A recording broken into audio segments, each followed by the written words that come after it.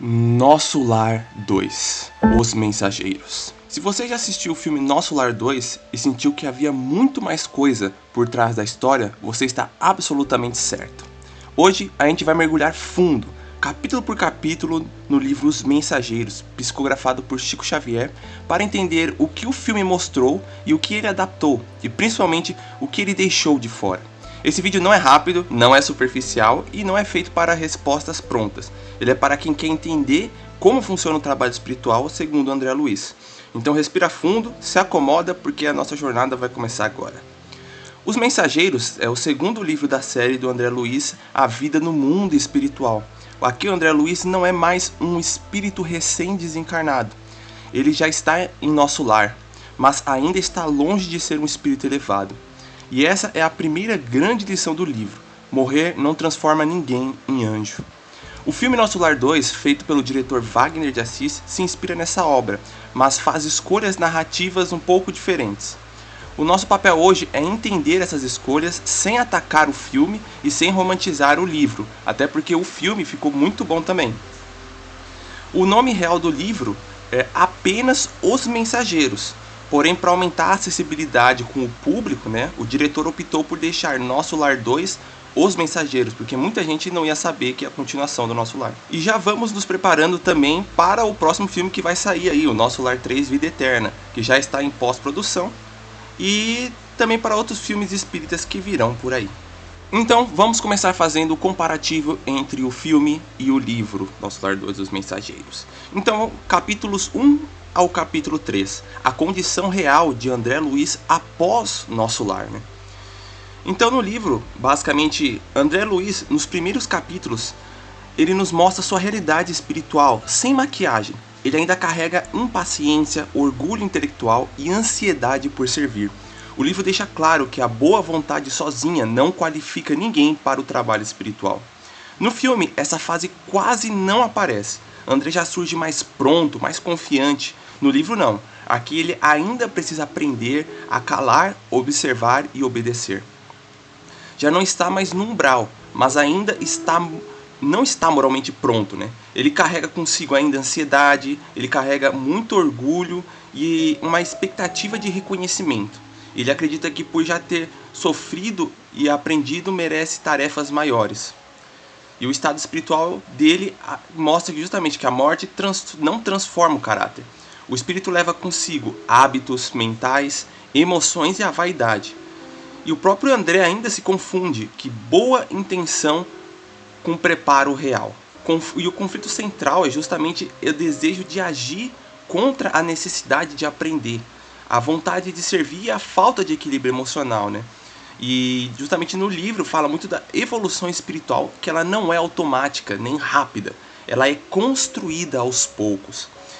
E o André representa justamente o espírito que já despertou, mas que ainda não se reformou.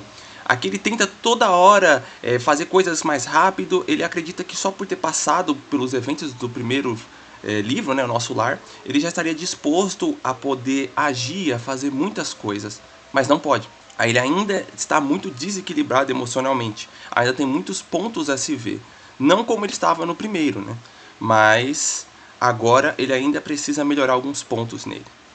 E agora no filme? No filme já inicia a introdução com os mensageiros indo socorrer uma pessoa após ela desencarnar. E os mensageiros sofrem ataques espirituais, mas Aniceto, o principal mensageiro, emite luz e os espíritos inferiores vão embora. Porém, toda essa cena não existe no livro.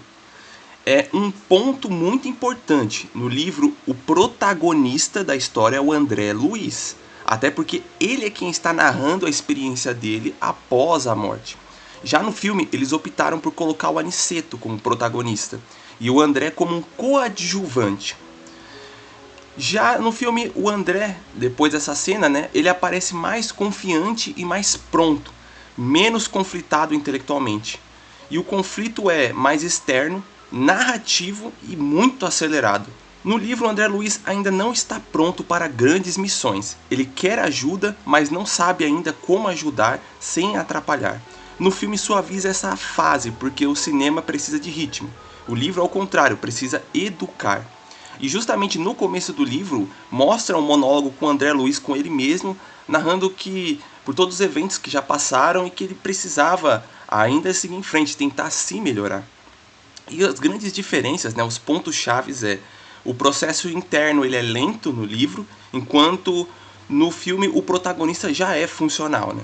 Então agora passamos para o capítulo 4 ao capítulo 7, Educação Espiritual antes da ação. Esses capítulos eles são fundamentais e praticamente inexistentes no filme. O André ele aprende que no plano espiritual o estudo é tão importante quanto a caridade. Ele frequenta instruções, recebe advertências e entende que emoções sem disciplina gera desequilíbrio.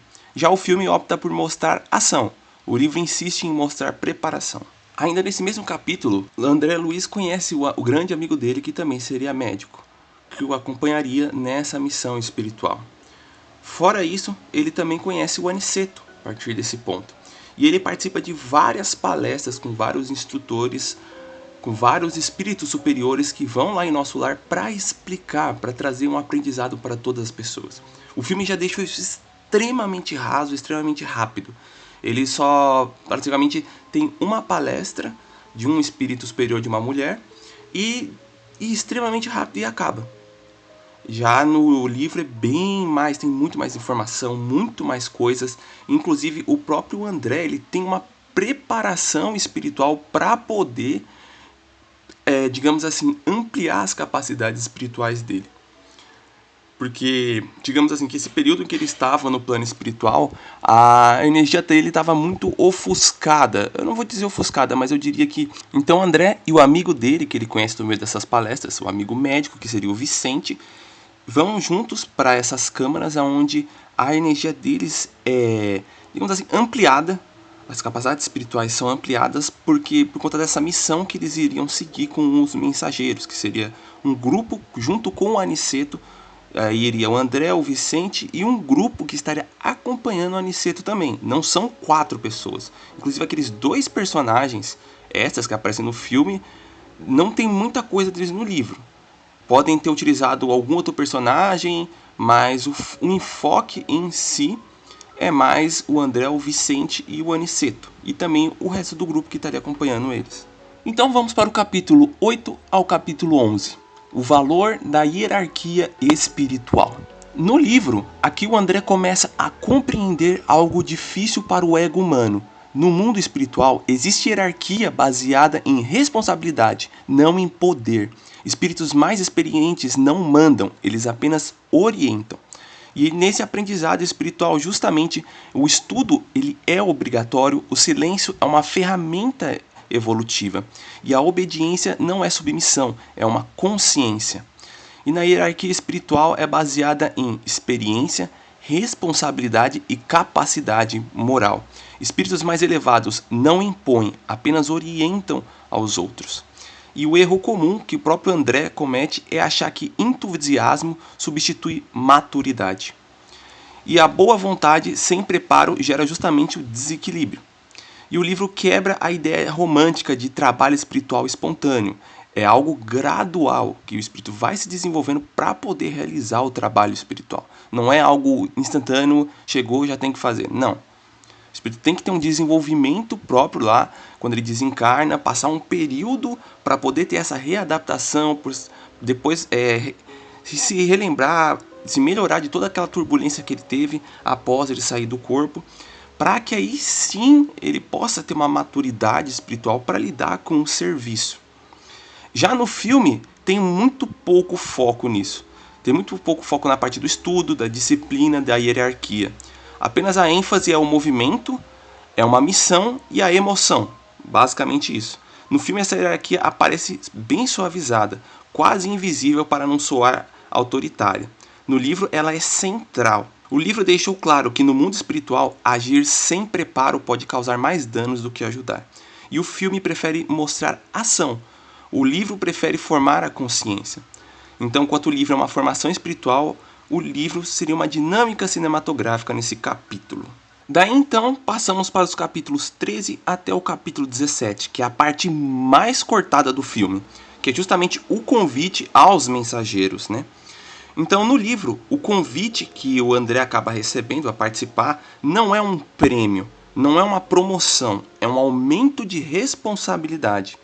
E ele, inclusive, recebe advertências que dizem que um erro pode prejudicar os encarnados que estão lá e atrasar os processos kármicos. E não existe improviso no serviço espiritual. E o André, ele basicamente se anima, subestima os riscos e ainda acredita que dará conta. Enquanto o André Luiz e a equipe visitam regiões umbralinas, né? Então o que acontece? Eles recebem a missão e eles começam a embarcar nessa viagem, né? Todo esse grupo, o André, o Vicente, o Aniceto e algumas outras pessoas para acompanhar eles para o umbral. E basicamente o umbral é um pouco diferente do que acontece no filme. No filme eles vão voando, volitando. No livro eles tentam volitar um pouco, mas a energia é tão pesada que eles acabam precisando usar um transporte para ir, na verdade. Eles usam um transporte para poder sair de nosso lar para o umbral. E quando André Luiz e a equipe visitam as regiões umbralinas, o ambiente basicamente ele não é homogêneo, ele não é igual para todos os lados e não é sempre sombrio da mesma forma. E lá eles encontram espíritos confusos, espíritos revoltados, espíritos presos em ideias fixas e espíritos ligados emocionalmente a encarnados. E a paisagem muda conforme o pensamento dominante dos espíritos que estão ali e a emoção coletiva e a vibração mental daquele grupo que está ali, né? Eu já trouxe essa explicação no nosso vídeo do Nosso Lar 1, que eu também faço esse comparativo, aonde o umbral ele não é um local determinado, mas ele é um estado de consciência da todo aquele grupamento de seres. É um conjunto, vários seres que estão perturbados no mesmo lugar. Citei até o exemplo da Cracolândia. A Cracolândia não é um lugar fixo, não é, por exemplo, um inferno fixo, não. Tem várias pessoas ali, várias pessoas que têm o mesmo vínculo, os mesmos vícios, e elas se unem ali porque elas têm afinidade uma com a outra, que gostam das mesmas coisas, inclusive principalmente por conta da droga. Mas se a polícia chegasse, ou o governo, quem fosse, e tirasse todas aquelas pessoas daquele lugar, aquelas pessoas se reuniriam em outro lugar. Não mais poderia ser naquela rua, mas numa rua ao lado ou numa outra cidade. E se formaria uma nova Cracolândia, mostrando que o umbral seria basicamente a mesma coisa. É a reunião de pessoas que têm a mesma afinidade, e quando a pessoa desencarna e tem essa desencarna muito perturbada, né, fez muitas coisas ruins, ela acaba indo parar onde tem seres que têm a mesma afinidade que ela. E basicamente o umbral é um lugar mais para coisas pesadas, para pessoas assim, que estão muito desequilibradas, mas é o extremo mesmo. A jornada no umbral é muito maior no livro. Quando os mensageiros se aproximam dessas regiões, eles não impõem luz, eles não discursam e não interferem diretamente com aqueles seres que estão lá. Eles apenas observam e avaliam, e só se aproximam daqueles cuja consciência já demonstra algum grau de abertura. André se surpreende ao perceber que muitos espíritos ali não estão sofrendo por castigo, mas por resistência à luz. Resistência em aceitar a própria condição espiritual. Resistência em abandonar antigas ilusões humanas.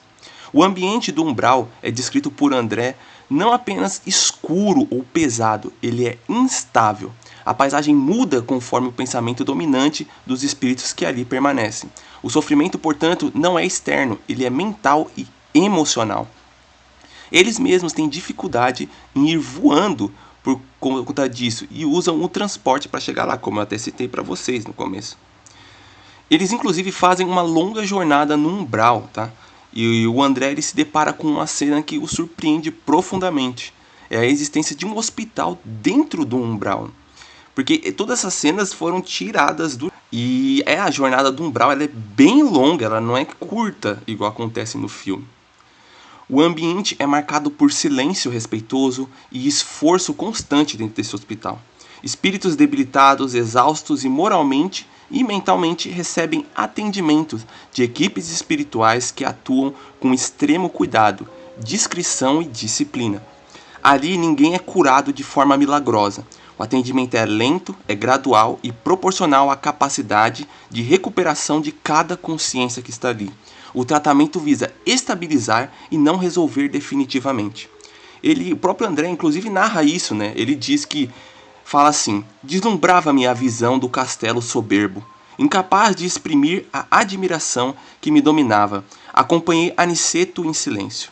Com grande surpresa, entretanto, verifiquei que a construção magnífica não se mantinha sem defesa. Cercando-nos de pesados muros uma extensão que meus olhos não conseguiam abranger. Quem imaginasse que tal instituição estaria localizada nas zonas invisíveis e inferiores, né? Fiquei admirado ao entrar. Pomares e jardins maravilhosos perdiam-se de vista, e a sombra ali não era tão intensa. Sentíamos-nos banhados em suavidade crepuscular, graças aos grandes focos de luz radiantes, né? E esse trecho que é muito mal interpretado na leitura do livro, inclusive esse trecho a seguir que eu vou narrar aqui para vocês. Muitos pontos que acontecem nesse hospital foram tirados por conta que, se as pessoas lessem essas partes que eu vou citar agora, provavelmente elas teriam confusão, interpretariam totalmente errado e provavelmente cometeriam um erro muito grave de achar tudo isso uma besteira. Continuando, né, justamente o André ele identifica a presença de máquinas instaladas ao redor dos muros, né, copiando pequenos canhões conhecidos na Terra. E aí o André mesmo ele questiona, né, para os espíritos que estão ali dentro. Mas e as armas? Perguntei. Acaso são utilizadas? Como não? Disse Alfredo, presunçoso. Não temos balas de aço, mas temos projéteis elétricos. Naturalmente, a ninguém atacaremos. Nossa tarefa é de socorro e não de extermínio. No entanto, aduzir sob forte impressão. Aí o André questiona, né? Qual é o efeito desses projéteis? E aí ele responde, né? Assustam terrivelmente, respondeu ele sorrindo. E sobretudo demonstram as possibilidades de uma defesa que ultrapassa a ofensiva. Mas apenas assustam, André questiona, né? E ele continua. Poderiam causar a impressão de morte, né? E ele continua. Nossos projéteis, portanto, expulsam os inimigos do bem através de vibrações do medo, mas poderiam causar a ilusão da morte. Então, esse trecho é extremamente mal interpretado. E se fosse passar isso no filme, ia ficar muito parecido com Star Wars ou algum tipo de ficção e que as pessoas não entenderiam muito bem. Mas assim, a questão é que as armas que existem nesses hospitais, no umbral, elas não são armas letais, até porque o espírito ele não tem como morrer, ele é imortal. Ela é mais para gerar, assustar mesmo os espíritos, né? Usam essas armas elétricas para dar um assustar, para tentar espantar esses espíritos. Eles têm a ilusão de morrer, mas na verdade eles não morrem, não acontece nada. Eles só ficam meio assim, assustados e vão embora. E justamente o livro ele vai retratar bastante isso. No filme não existe nada dessa cena, não existe nada disso. Toda essa região, dessa jornada, não existe narrativa. E um outro trecho muito, mas muito importante que eu até fico com receio de citar ele aqui no vídeo, porque eu entendo porque o Wagner de Assis não comentou isso, porque poderia ter consequências religiosas. É que tem um trecho, quer dizer, do livro, onde o André está nesse mesmo hospital e ele entra em um quarto. E lá ele vê vários enfermos, várias pessoas dormindo. E aí ele questiona, né, para os médicos que estão ali próximo. E também fala com o Aniceto, né? Por que tem essas pessoas que estão dormindo aqui? Tipo, estão deitadas e não se movem de forma nenhuma, né? E aí os próprios espíritos que estão lá explicam para o André, né? Os enfermeiros que estão na região.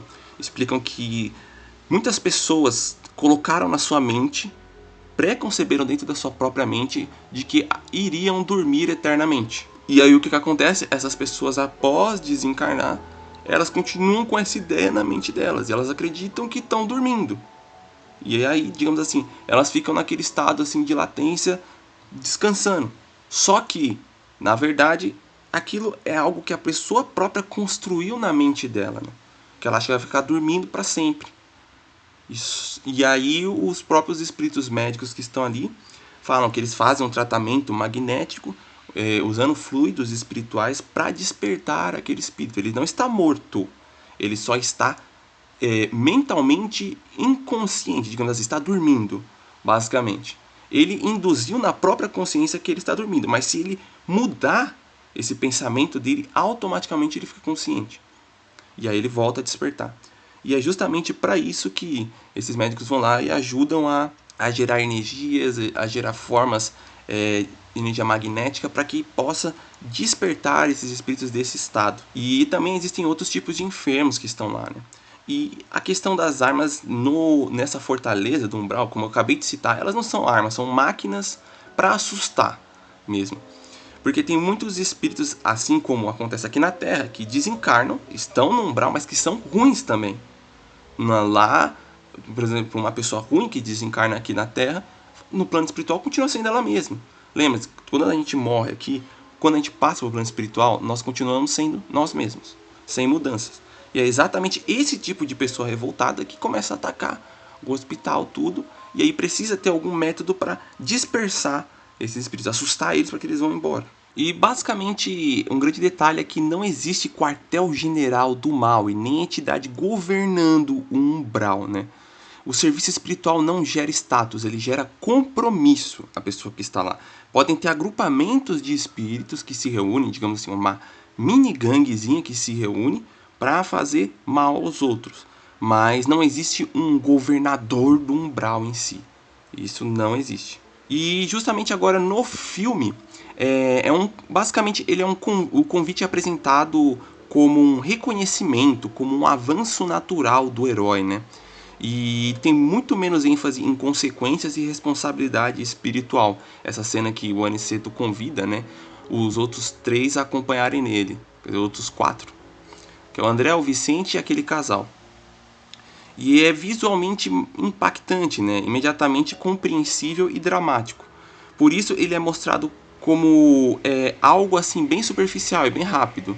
Tanto até que no próprio filme eles começam a levitar, voar, vão num lugar mais denso que é um umbral e descem ali numa casinha. E o umbral ali é extremamente pequeno, parece um parque. Como se estivesse só querendo mostrar aquela região ali. E o umbral, como é mostrado o lugar? É um lugar escuro, destruído e caótico, né? Mas, digamos assim, cheio de pedras, como se fosse uma praça mesmo, só que toda escura. E a narração, basicamente, do grande ponto, né, de toda essa parte, tanto do livro como do filme, é que no livro é um convite aos mensageiros, vem acompanhado de alertas sérios. Para se tornar um mensageiro não é uma brincadeira, é algo sério. No filme ele soa mais como uma conquista pessoal. Então, eu consegui bem no nosso lar, né? O André consegui bem lá. E não precisa ter um melhoramento extremo. Ele já consegue virar um mensageiro. Não, não é assim. É um processo de desenvolvimento. Tanto é que no livro é uma responsabilidade moral. Já no filme é mais um crescimento narrativo que tem. Bom, então aqui nós chegamos para o capítulo 18 ao capítulo 22, que é justamente a observação da Terra e o livre-arbítrio. Então no livro, basicamente aqui entramos em um dos pontos mais delicados da obra, onde o André aprende que os espíritos não controlam as pessoas, eles apenas influenciam pela sintonia que tem com a pessoa. Como assim? A lei do livre-arbítrio é ensinada no livro, né? Onde os espíritos não controlam encarnados, eles influenciam. A influência, né? Ela ocorre apenas por sintonia. Os pensamentos, a pessoa cria campos vibratórios em tudo que ela pensa, né? E atrai ou repele a ajuda espiritual. E o limite absoluto é que ninguém é salvo à força. O auxílio sem sintonia é uma invasão, né? E o livro demonstra a ideia de um espírito salvador, que aqui vai mostrar muito sobre a questão das formas de pensamento nesse capítulo.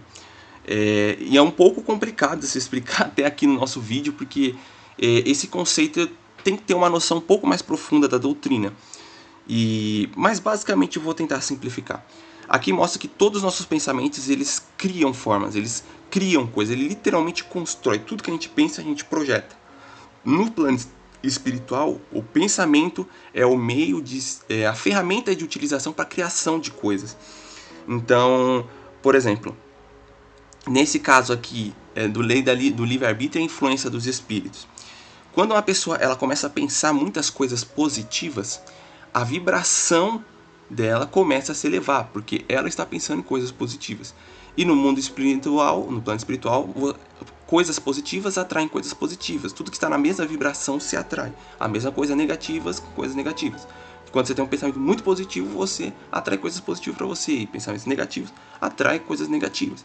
E você, obviamente, se torna aberto, né, a espíritos que têm os mesmos pensamentos que os seus. Então, você tem pensamentos muito pesados, você dá abertura para esses espíritos virem para perto de você. E isso acontece porque você abaixa o seu padrão vibratório. E por isso que aqui mostra, né, que a lei do livre-arbítrio e também a questão que a influência dos espíritos ela só ocorre por sintonia. Como assim sintonia? Basicamente é aquela questão que eu citei para vocês. Quando você pensa coisas positivas, tem só pensamentos positivos, você atrai coisas positivas. Pensamentos negativos, você atrai coisas negativas. E eu digo aqui no sentido de mórbido, tá? Tipo, é um pensamento contínuo, constante. Por exemplo, aqui, com o homem encarnados, algumas pessoas podem ficar assustadas, falar, mas às vezes eu penso uma coisa negativa, não sei. Não é o problema você pensar uma coisa ou outra negativa, não é algo instantâneo. Isso aí acontece, vai acontecer situações na vida onde a gente vai ficar pensando coisas negativas. Mas é não tornar isso mórbido na sua vida, não é tornar isso constante. Ter aquela repetição de pensamentos na sua mente e só pensar coisa negativa, sei lá, por meses. Às vezes um dia acontece uma coisa ruim e a gente fica assim. Mas agora manter esse mesmo padrão de pensamentos por mês, por um ano ou pro resto da vida, aí é o que acontece, que a gente começa a atrair espíritos nessa mesma sintonia de pensamentos. E aí quando os espíritos estão na mesma sintonia que você, eles conseguem influenciar você, conseguem manipular, conseguem induzir você a fazer algo. Mas é aquilo que eu citei aqui. Não é os espíritos vai te dar uma tentação maior de cometer algo, fazer algo, ou não sei, realizar alguma coisa, ou falar certa coisa. Mas você também tem o controle de não fazer. E agora já a questão no filme, né? Antes de a gente complementar aí pro filme, o livro ele justamente desmonta a ideia de espírito salvador. Que a gente sabe, fala, espírito superior vai lá, desce e vai salvar uma pessoa. Ele vai conseguir salvar a pessoa se a pessoa quiser ser salva. Os espíritos superiores eles não vão impor salvação para você. Não vai chegar você, não, vou te arrastar e te levar ao plano espiritual do bem e você vai ficar bem, querendo ou não. Não. Você primeiro tem que ter uma mudança verdadeira lá no plano espiritual. Lá não funciona mentira. Mentira não tem. Não dá certo. E mesmo que você esteja falando algo e pensando outra coisa, ou sentindo outra coisa, os espíritos superiores conseguem fazer leitura mental. Eles se comunicam, também conseguem fazer comunicação mentalmente. Então, assim, não adianta você tentar mentir para eles, que no plano espiritual não tem como você mentir. Os espíritos conseguem ver tudo sobre todo mundo no plano espiritual. E basicamente, agora passando para o filme, né? No filme existe justamente uma interferência. Essa interferência ela aparece mais como algo mais direta, mais visível e mais ativa, né? O filme mostra uma ação espiritual de forma visual, mas as situações acontecendo de forma visual. E já o livro explica que a verdadeira ajuda acontece no nível da consciência. Tem que ter essa mudança, essa transformação. Isso o filme vai acabar dando uma ênfase lá no finalzinho, com a transformação do, entre aspas, vilão da história e também do próprio Vicente, que ele, ao alterar os pensamentos dele, acaba indo para um lugar mais sombrio e quando ele muda o padrão vibratório de pensamentos, ele digamos assim, consegue ter acesso a coisas mais iluminadas, mais superior. E aí, vamos continuar aqui com o próximo capítulo. Então, capítulos 23 a 27, Dor, Doença e a Lei de Causa e Efeito.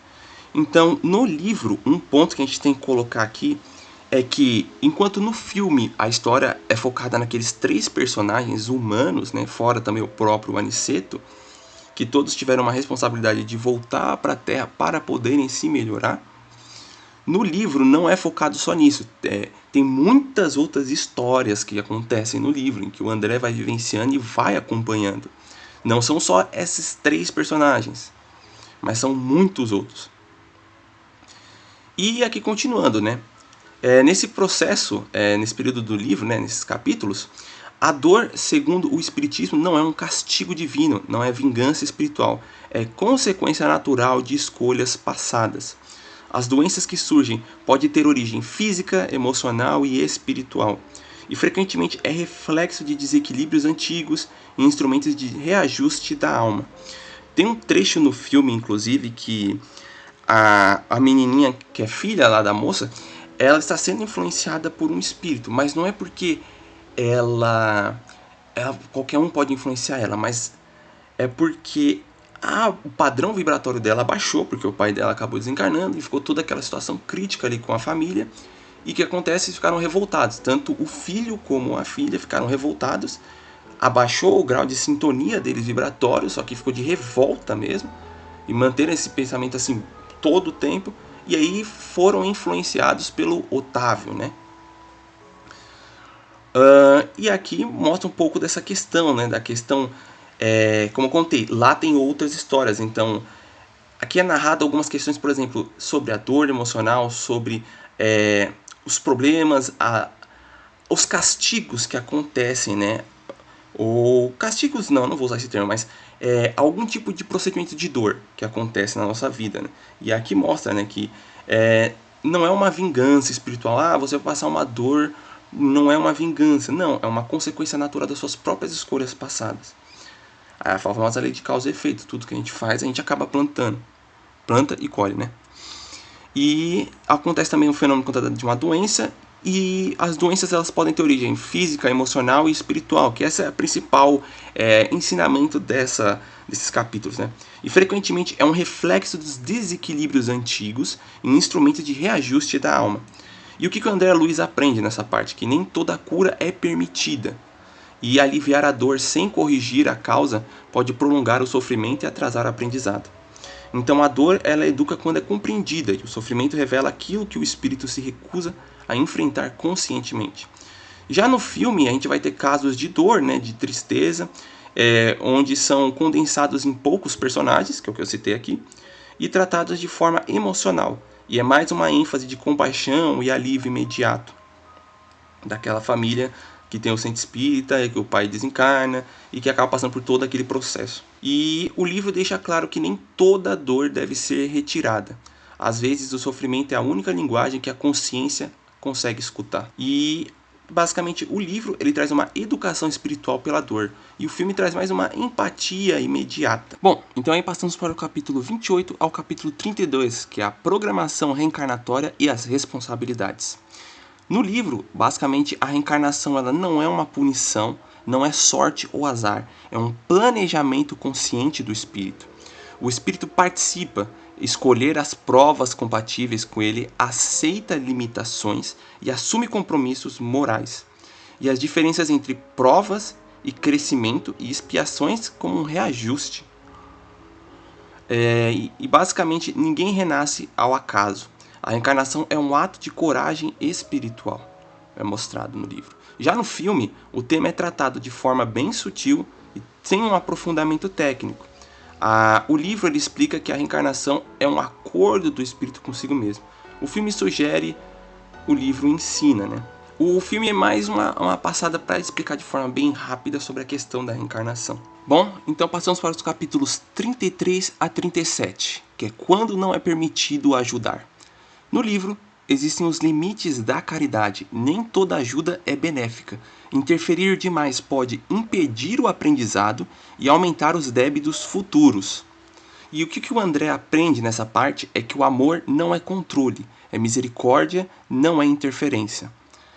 E a dor é necessária, às vezes é o único caminho para o verdadeiro despertar da consciência de alguém. Ninguém evolui sem enfrentar a própria consciência. Respeitar o sofrimento alheio também é o amor. E no filme, ele mostra mais esse conflito, aparece como um drama emocional, mas sem um aprofundamento tão filosófico assim. O livro ele ensina algo difícil de aceitar. Às vezes, ajudar não é interferir. E o filme transforma isso em um conflito mais dramático. E basicamente o livro é um respeito ao tempo da alma, e o livro é mais uma tensão narrativa que acontece. Então agora passamos para os capítulos 38 ao 42, os erros de André Luiz. Então no livro, erros são cometidos, ansiedade excessiva do André, orgulho disfarçado de zelo e falta de escuta. E quais são as consequências? Ele recebe advertências do Aniceto, reflexão e aprendizado de mudança, né? A lição central é que errar faz parte do crescimento espiritual. No plano espiritual ninguém é perfeito, todos aprendem. O erro desmonta a ilusão de superioridade moral que o André supostamente tinha. Já no filme, basicamente, os grandes erros que acontecem são atenuados e menos evidentes. São bem mais suavizados, né? E o livro não idealiza o André Luiz. O filme precisa preservar o herói, né? A gente vê o André Luiz como um herói ali. E o aprendizado pelo erro, o livro mostra mais, e o filme é mais um heroísmo narrativo. Então, nos capítulos 43 a 47, justamente é o serviço silencioso e a humildade. Então, no livro, a grande lição é que o serviço verdadeiro não gera aplausos, não oferece reconhecimento e nem sempre produz resultados visíveis. O André compreende que mérito não gera privilégios e evolução não dá status. Quem serve por amor não precisa ser visto. E o anonimato purifica a intenção. Já no filme, o serviço aparece mais como algo heróico e mais reconhecido, né? O livro ensina que o trabalho espiritual mais elevado é o que ninguém vê. E o filme valoriza mais o impacto visual, né? O livro mostra mais uma humildade silenciosa e o filme busca mais um reconhecimento dramático. E passamos para os capítulos 48 a 51, que é justamente a maturidade espiritual e a jornada sem fim. E basicamente, no livro, o André Luiz, aí sim, depois de todo esse processo, ele já está mais equilibrado, mais consciente e menos ansioso. Mas o livro deixa claro, ele ainda está longe da perfeição. Não existe conclusão espiritual. E no capítulo 51 não encerra a história, elas apenas sinalizam uma continuidade para frente, né? E a evolução espiritual não tem uma linha de chegada. A jornada espiritual é infinita. E no filme, que é a parte final, ela é bem mais emocional, é bem mais fechada essa história, né? E com uma sensação realmente de conclusão, né? Após o Otávio ser salvo, ele também buscar querer ser salvo, né? E o próprio Aniceto desce até as trevas para trazer o Otávio, que acabou se afundando cada vez mais por conta da própria consciência.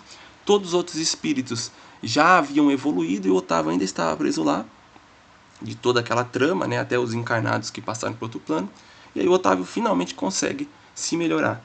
E aí no final existe aquela palestra com todo mundo junto, uma conclusão, e todos parabenizam lá essa transformação do Otávio. E é como eu falei, é uma sensação de conclusão, né? E basicamente o filme precisa terminar, então ele tem que ter uma conclusão emocionante que deu tudo certo, uma união, e realmente é bom isso. Só que ele não dá espaço narrativo para uma outra continuidade. Ele quer já fechar aquele capítulo ali mesmo. Já o livro ele ensina que a evolução ela nunca termina, que sempre a gente vai continuar buscando e buscando e buscando. Como eu citei aqui, não é essa a finalidade do filme também. Ele tem que resumir a história, mas muitos pontos do livro são retirados do filme. E aí, como até citei, eles seguem outro caminho. E essa é a função que eles buscaram fazer. E que nessas duas obras, cada uma é muito boa da forma como foi feita.